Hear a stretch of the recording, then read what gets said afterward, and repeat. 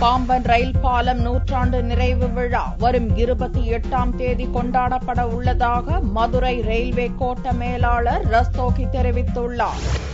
பிரசித்தி பெற்ற பாம்பன் ரயில் பாலம் கடந்த 1913ஆம் ஆண்டு ஜூலை மாதம் கட்டி முடிக்கப்பட்டு 1914ஆம் ஆண்டு பிப்ரவரி 24ஆம் தேதி முதல் ரயில் போக்குவரத்து துவக்கப்பட்டது. இந்த தினத்தை இந்திய ரயில்வே துறை மற்றும் ராமநாதபுரம் மக்கள் வார விழாவாக கொண்டாட திட்டமிட்டிருந்தனர். இதனிடையே பாம்பன் பொதுமக்கள் மற்றும் வர்த்தக சங்கத்தினர் நூற்றாண்டு விழாவை பாம்பனில் நடத்த வேண்டும் என வலியுறுத்தி வந்தனர். இந்நிலையில் நூற்றாண்டு விழா கொண்டாடுவது குறித்து மதுரை ரயில்வே கோட்ட மேலாளர் ரஸ்தோகி மற்றும் பொறியாளர் பாம்பன் வந்து ரயில் நிலையம் மற்றும் அதை சுற்றியுள்ள இடங்களை பார்வையிட்டனர். பின்னர் பாம்பன் வர்த்தக சங்கத்தினர் மற்றும் பொதுமக்கள் சார்பில் பேச்சுவார்த்தை நடத்தப்பட்டது. இதையடுத்து செய்தியாளர்களிடம் பேசிய ரஸ்தோகி, பாம்பன் ரயில் பாலத்தின் நூற்றாண்டு விழா வரும் 28ஆம் தேதி பாம்பனில் நடைபெற உள்ளதாகவும் விழாவில் முன்னாள் ஜனாதிபதி அப்துல் கலாம் மற்றும் எம்எல்ஏக்கள் எம்பிக்கள் பங்கேற்பார்கள் என்று தெரிவித்தார்.